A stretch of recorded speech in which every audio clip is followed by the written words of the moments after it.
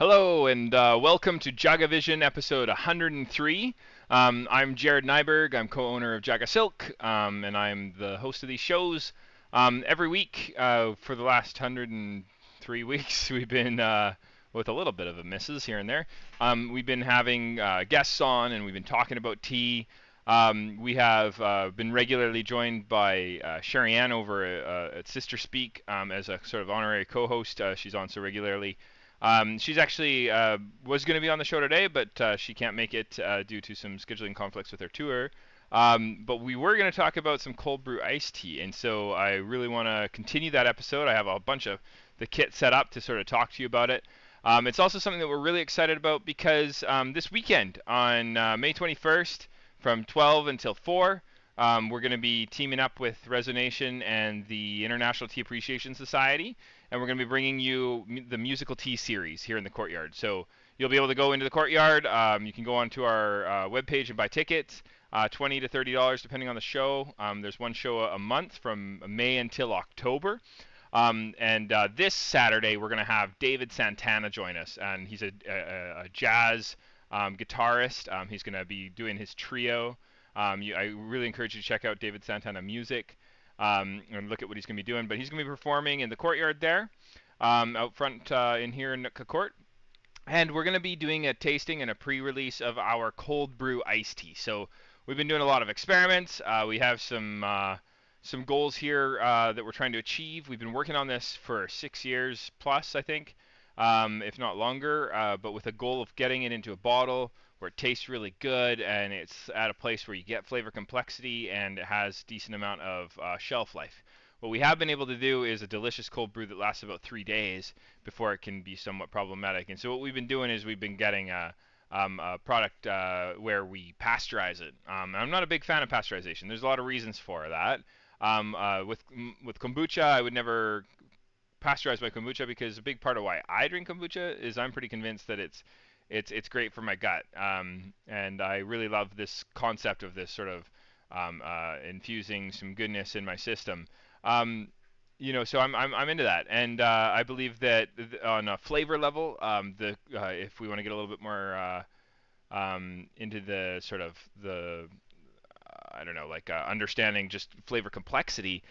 When the kombucha ferments and we have this interesting generation of yeast and bacterias, etc., we're going to build a very interesting flavor canvas. And it's so fascinating to me to be able to taste that complexity, and that gets lost through pasteurization. You just kind of kill a lot of that stuff, and so you're left with something that's a little bit flat. And I think it encourages people to do more kind of the shrub perspective, where they add juice or they add flavorings and they kind of bring out flavors from other stuff, and it's less about the fermentation. Now, anyway, we're talking about cold brew iced tea today, and how we've been doing that is I'll show you. Um, we actually take like where's an example here, like our Hongshin Tiguanyin, all right, and we take a package of this, and we grab some cold water, and I'll put on the dual here so you can see a little bit of what I'm doing. And you're going to take the tea leaves and you're going to empty them into a 1 liter mason jar. And what we like to do is, and this is kind of through kind of trial and error, we thought that 1 liter mason jars were 1 liter. They're not. Filled pretty full. You're looking at about you're looking at about 850 grams roughly. So I'm going to weigh out 850 grams on top of these tea leaves, and then I'm going to put it into the fridge. And when I put it into the fridge, I'm going to put a cap on it. I'm going to mark it with I'm going to mark it with the date and what tea I put in, so I don't lose track. Because when your teas extract and they open up, you can start to be like, what tea is this? When did I put this in there? And every tea's a little different, but I find that most teas like a good 24 hours, if not 48 hours of extraction. The one caveat to that, actually there's a few caveats to that. If you're ever brewing a crimson tea, or what most folks call a black tea, you're going to find that the extraction is a little lighter. So we've always found that it's useful to use a little bit more tea, or just understand that the extraction you get at the end of the day is going to be a little bit lighter weight. So that can be interesting, um, depending on what you're going for. What I like though is to be able to taste that flavor complexity. I want to be able to taste, you know, an interesting tea. So just going to take this package. What I often do when I'm in a hurry is I just tape the package to the jar, and then I know what I used in there, right? So I'm going to do that. And a cool tip for not getting glass with tape on it forever in a day is you want to bend that corner there, and that's going to make it so that your tape comes off when you want to peel it off. So I'm going to put that on. So throw the package onto the side of the jar, and then I'm going to write on the jar in a chalk pen. You can also just write on the package today's date. So it's the date is the 19th, and my initials. Okay. I'm just going to go and refrigerate that. So that's kind of step one. So you're going to do this on day one. There's a little bit of prep involved. And then what we find is once we put that together, we want to let it have that 24 hours in the case of, say, this Sencha that I've made, and you want to strain it. You want to strain it off. So we like to use our mason jar brewers for that, like the sieves anyways. And those are essentially kind of a fancy mason jar lid. So you see that. Let's see. It just screws on to the top of your mason jar. It's a stainless steel lid. You can buy this on our webpage. You just go to jagasilk.com and click on Tia Klutermount. There's going to be a place where you can buy these. But you can also just brew in a sieve and take the cap off, and then just brew in a jar, take the cap off, and pour through a sieve into your your storage jar. So that's essentially what I've done here. So I have a cold brew iced tea that's been made with Sencha. Okay. So what do I do next? I taste it, right? I'm going to see what it tastes like. I'm also going to take a bricks reading because I'm trying to understand what tastes good and what that looks like on my bricks reader here. So I'm just going to pour some into a cup. I'm also going to pour some into an ounce cup. I'm just going to taste it. Okay, so give that a go. Smells. I did this yesterday, so this is 24 hours, and for this Sencha, that seems to be a decent amount. Delicious, like really good, like really good. I'm getting umami. I'm getting rich texture. Now, one of the things is here, I've given you a recipe that was supposed to be for something you would dilute after the fact. And so a lot of restaurants that we work with, they use this recipe, and then they know that they're making something that's 4 times stronger than it should be. And at the end of the day, they're actually going to take this concentrate, and they're going to actually one of our neighbors does this too. Uchida, he does a hojicha this way when he has in-person service, and he puts 2 ounces of the cold brew iced tea in the bottom of a mason jar, in the bottom of a measuring cup, and then he fills it up to the 8-ounce line with cold water for an iced tea and with hot water to make an instant hot tea. So it's extremely convenient. Some of the cafes we work with, during the pandemic, it's been less active, but when they have a lot of volume, instead of using, say, tea bags, where you're giving up the extraction process to the client, this way you can provide a service. You're making the tea for them, albeit in advance. So you're brewing kind of a large amount of it, and then you're gonna serve it by adding hot water, or you can even do 1/3 concentrate, 2/3 milk, and steam it up and make an interesting tea latte. You can put 1/4 of this concentrate over 3/4 of sparkling water, and it's fantastic. So, what is the bricks on this? So this is the concentrate that tasted good just as is. Put a few drops on there. And it's reading 1.4. Okay, so that's pretty decently strong. I've had extractions that taste a little watery, at a quarter of that, so, or like at 0.4. So what I want to do here is I want to consider what a double up is going to taste like. So I'm gonna pour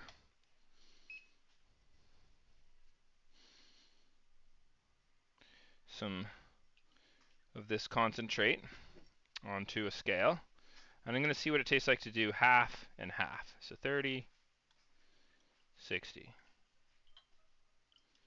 30 plus 30 equals 60. Pretty close. Okay, so you can get more exact than me if that's your flavor.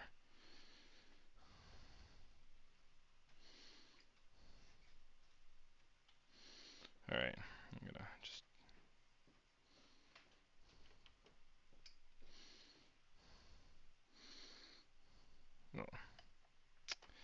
and I messed with the unit here, I guess.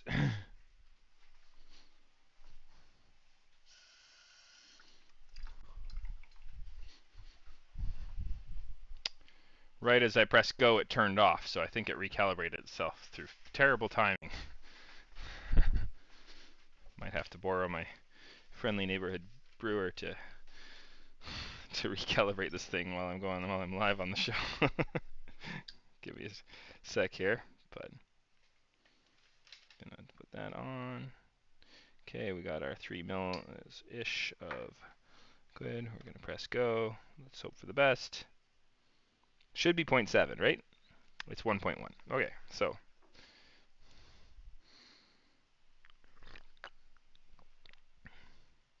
still tastes quite good.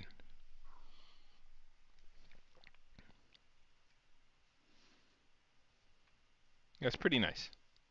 Pretty nice. I'm still getting some interesting flavors. I got like an interesting sensation on my tongue. Looks like 1.1, if that Brix reading is still accurate, is still tasting pretty nice.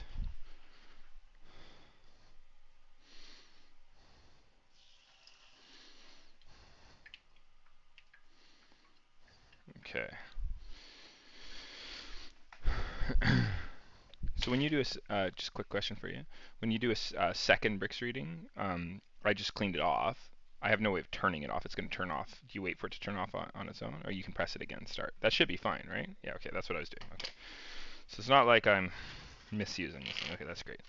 Okay, so I'm going to do another dilution. So I'm going to actually make this next one, I'm going to do 4 times, and I'm going to see if it tastes good. So let's see.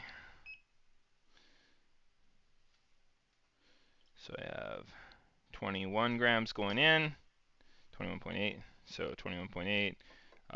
We want 43.6, so we want this total at 87.2. So 87.2. Will that even fit in this cup? I hope so. Ooh, it's going to be tight fit. 87.2. 87.0. Okay, that's going to be okay.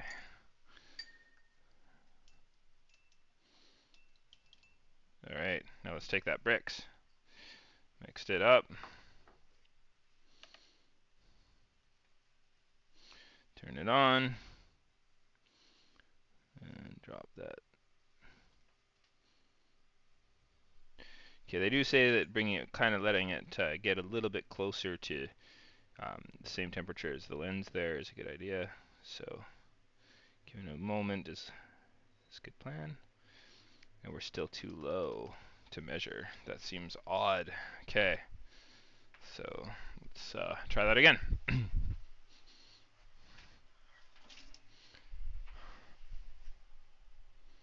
Might have been something going on here that I'm not understanding.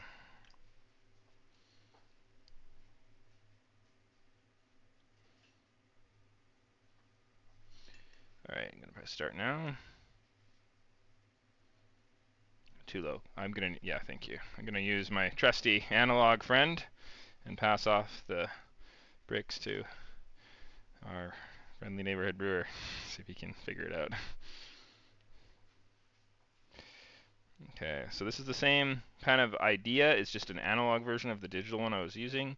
I put a little bit of, I put 3 drops on the lens here, um, and then I close this, and you can actually look through the the glass here. I wonder if if you can see that. Probably not. It might be amazing. Right there, you look through that lens, and you can actually see the bricks reading. And this is an analog version and a lot cheaper. I think. Can I make it work? Oh yeah, so you can see through it.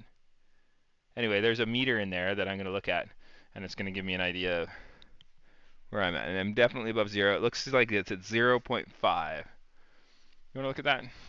See if you see 0.5 as well, which makes a lot more sense. I was starting with 1.4, and then I quartered it, so we should be at 0.35 if everything's going according to plan from the beginning there, but it's not really that simple because I'm using 2 different refractometers, and also there's the possibility that I didn't stir things properly enough, or there could just be all sorts of reasons why it's not as maybe like the solution that I'm using from here isn't accurate with, I don't know, like in terms of like consistent. There's lots of reasons why that might be the case, but I think the point that I'm trying to make is I'm seeing that it's tasting really good at 1.4 and likely too watery at 0.5 or 0.4.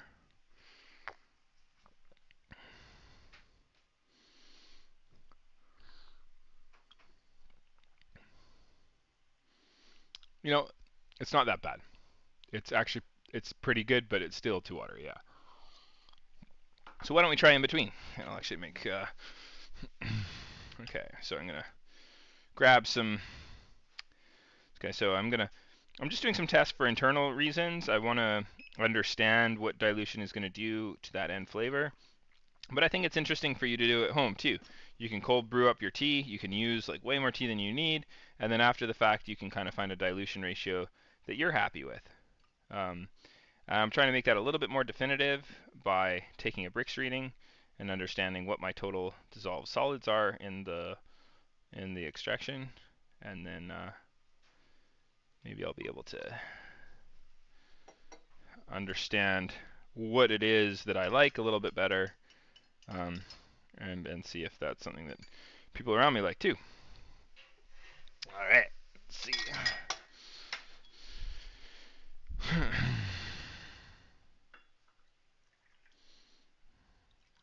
gonna pour that, and then I will also take a reading of that. But that's for you.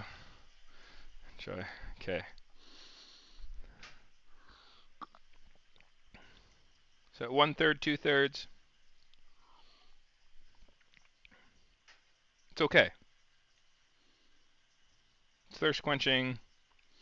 It's little on the weak side still, but a little bit more oomph definitely than that quarter. So I often do a quarter, but I've actually learned from working with different teas that Sencha is normally something that I like to double up. So my recipe of 40 grams for 850, it's not the best for when I'm working with the Japanese Sencha. When I'm working with a parched green, it seems to work just fine. When I'm working with an oolong, it seems to work just fine. Crimson teas are hit or miss. Some of them seem to work great this way, and some of them don't. General rule of thumb, though, is you should be able to just kind of use a bit more tea to bring out more flavor, but that doesn't seem to work with, say, like a CTC. I find I have to use like easily 3 or 4 times. So I guess it does work, but I just got to use a lot for anything. And like we have a CTC from the Tinali, excuse me, the Tinali estate in sorry Tinali estate, Assam. Is it Tinali estate or is that a cultivar? I can't remember. Tinali estate. Yeah, Tinali estate. So the Tinali estate, we're getting our organic CTC from. They do a really awesome job. They're growing things biodynamically. They got a really good system set up to take care of their workers, and the flavors that we were getting off of their teas are great when we make them hot. But when we were doing them cold, it just wasn't giving us what we were looking for. It's a cheap tea, so sometimes it's like, oh, I'm going to make a cold brew iced tea. A lot of times with iced teas, you see people throwing lemon and sugar and stuff in them anyways. And on that note, I actually think it would be a lot easier for this program that we're trying to do here with bottled tea if we use sugar or lemon, because that would drop the acidity down for us. So especially the lemon would drop the acidity down for us. So if we can get it below 4.5 acid, or pH, sorry, then we would be in a place where bacteria has a harder time growing, and it would be considered shelf stable by the health authority. But when you brew tea without throwing some lemon in it, and when you brew tea where you're just trying to get some really interesting complex flavor dynamics, it gets a little bit more challenging. And so I'm always interested in how these drinks are made in, say, Japan, where they're not sweetened, and yet they're shelf stable. So it's kind of interesting to me. And I think pasteurization plays a role. There's different ways of pasteurizing. There's chemical pasteurization. What we would be doing is heat pasteurization. And so the idea why that kind of could be a problem is that you transform the flavor molecules and they would blow off, or they would get transformed to a point where they're really kind of dead in there and you're not really tasting anything interesting. Um, I think that, thank you, it's working again? Okay, amazing. Thank you. Okay, so gonna try and do this next one. So why don't I just do half again?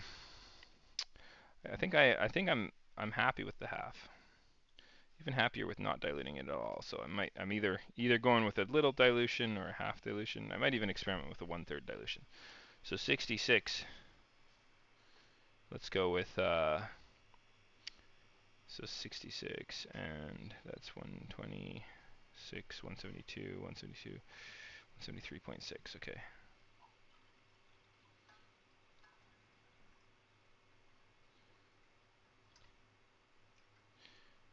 Okay, gonna dilute that. Okay, so let's give that a whirl. Stir that up.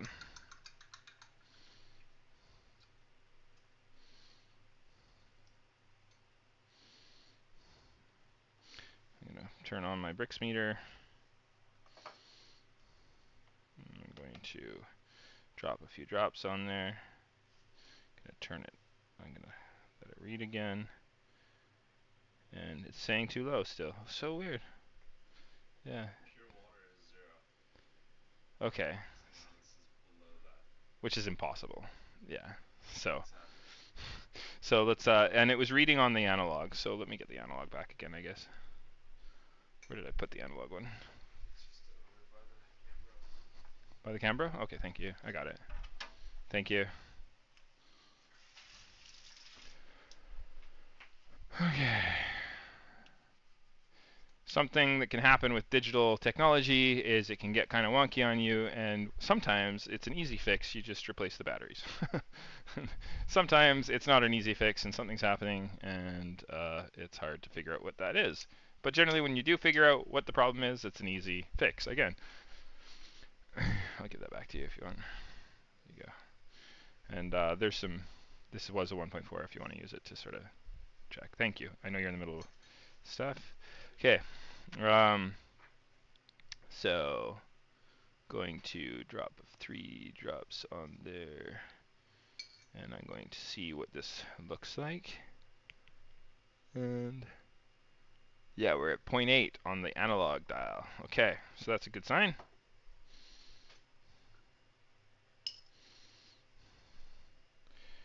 All right, I'm gonna pour some of that, and you see that color. It's looking okay.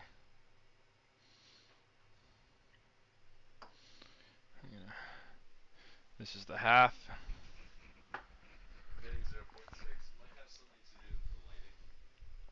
Oh, there's an idea. So it could be because of the lights that I have shining on it that it's giving me a reading that's a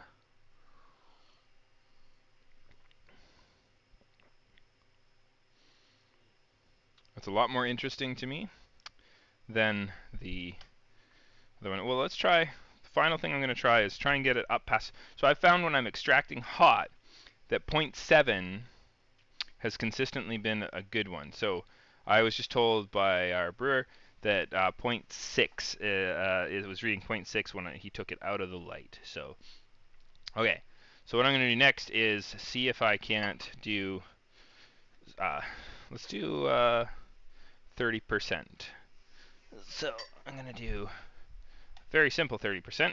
And when I say 30%, 30% water, 70%. So I'm going to make this pretty strong. So stronger than I just had. I'm going to go for 70 grams of concentrate. And I'm going to go for 30 grams of water. Let's see what this looks like. So I'm going to stir that around. And I will go in to check the Brix meter. How are we doing? 1.0 now for the big guy, the main guy. Okay, interesting. Okay, well, I'm gonna clean this off. Can you clean that off? I'm gonna get another reading, please. Okay, thank you.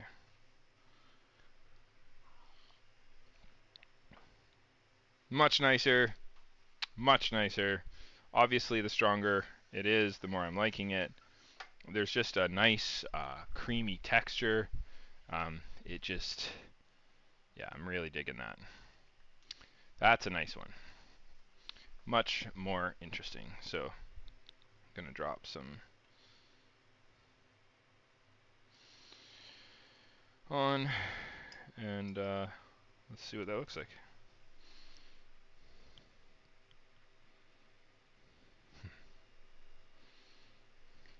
That doesn't seem accurate.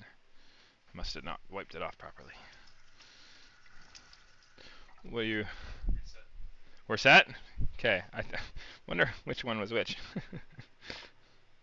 I mean, when I look at them in the light, I think I screwed up here. It's funny. Well, let me taste them. I think so. This is what it should be.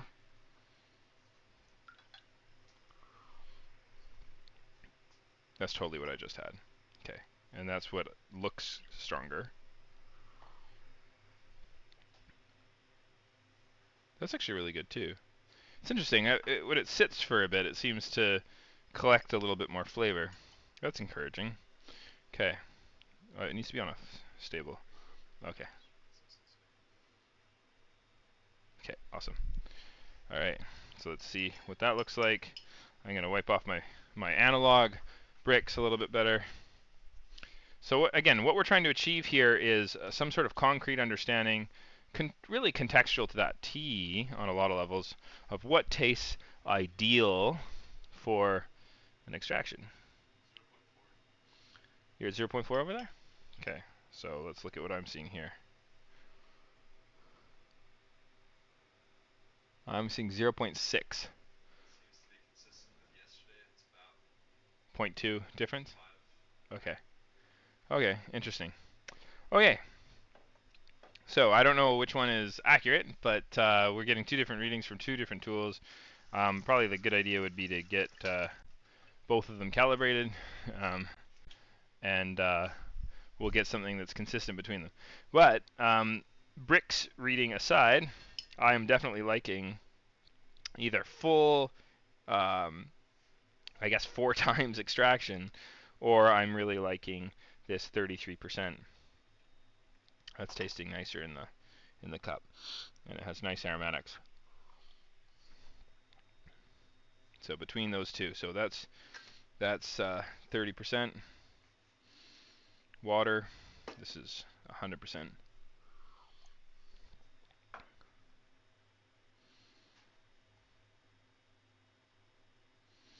100% so good. So good.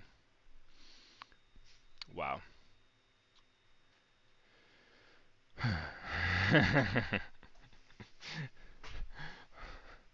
Well, I guess the good news is that I was planning on coming out with a cold brew iced tea that was using a tea from a place called Mandokoro in Shiga, and the product itself is handpicked and ended up being quite an expensive tea to work with, and so when I was doing my pricing, etc., it was based off of this really expensive tea. This tea is quite significantly cheaper. It's a tea that I finish fired in my tea roaster, so I think this is gonna still make sense if we rock this tea at this full capacity here. It'll be a little bit of an expensive cold brew, but it'll be in these beautiful bottles. So I haven't made the label for them yet, but I'm super stoked. I bottled some in here. We're gonna pasteurize it. We're gonna see what it tastes like, and if it is going to work in our nice new unit there, it's gonna taste good. Then we'll rock this, and you'll be tasting it on the 21st. So if you're watching and you want to drink some tea, have some dessert, listen to some jazz music out in a beautiful courtyard, and you don't mind dropping $25 to achieve this, please go on our website, jagasilk.com. Click on the store, go to live music. There's all the 6 sessions are up there. There's one a month from May through October. And you'll be able to taste this cold brew iced tea. There'll be daifuku. That's with the mochi on the outside, the red bean on the inside. We're going to do that with some local rhubarb. So it'll be some really beautiful rhubarb daifuku. Really stoked for that to happen.